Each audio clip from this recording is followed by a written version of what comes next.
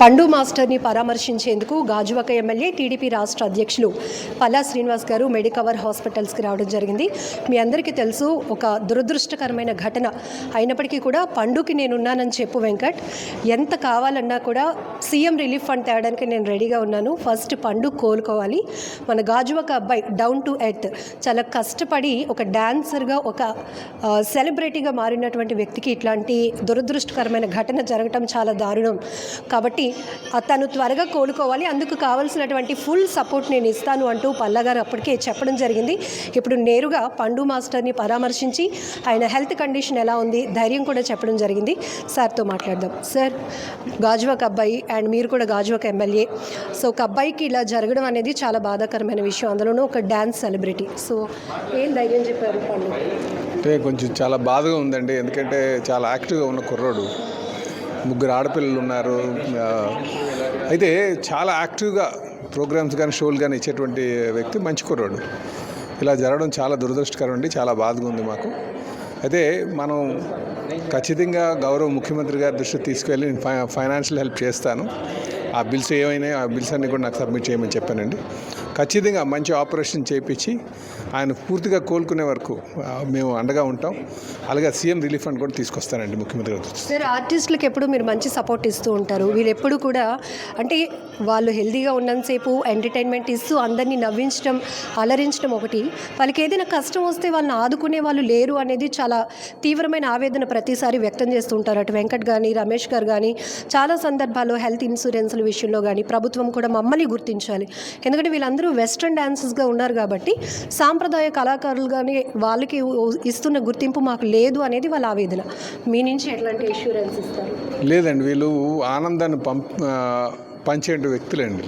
ఆనందాన్ని సమాజానికి పంచే వ్యక్తులండి. ఎందుకంటే ఇప్పుడు ఏ పండగ చేసినా సరే, అటు అమ్మవారు గ్రామదేవత పండుగలు కావచ్చు, రామతీర్థాలు కావచ్చు, లేదు ఊర్లోని ఏదైనా కార్యక్రమం అయినా సరే డ్యాన్స్ ప్రోగ్రామ్ పెడితేనే, అందరికీ మొబైల్స్ ఉన్నాయి, టీవీస్ ఉన్నాయి, అయినప్పటికీ కూడా స్టేజ్ ప్రోగ్రామ్ ఉందంటే ఎక్కువ ప్రజల ఆదరణ ఉంటుందండి.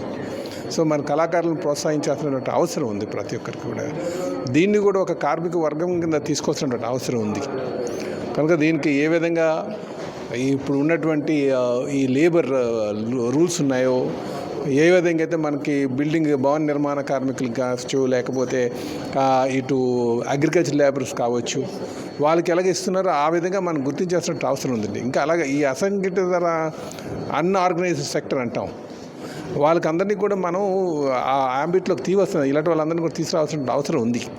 ఆ వైపు కూడా ప్రభుత్వ పరంగా నేను కృషి చేస్తానండి, వారికి అండగా ఉంటాం. అలాగే హౌసింగ్ కూడా మేము చాలామందికి పెట్టించాం. ఇంకా కూడా ప్రభుత్వం ఇచ్చేటువంటి పథకాల్లో వాళ్ళకి కూడా అందేటట్టుగా మేము చేస్తామండి. సార్, పండు 8 years నుంచి కూడా డీ షోస్లో ఉన్నారు. ఇప్పుడు 16వ తేదీన జరగబోయే ఫైనల్స్లో కూడా కప్పు నాదే అని కాన్ఫిడెన్స్. బట్ ఇంతలోనే ఈ దురదృష్టకరమైన ఘటన.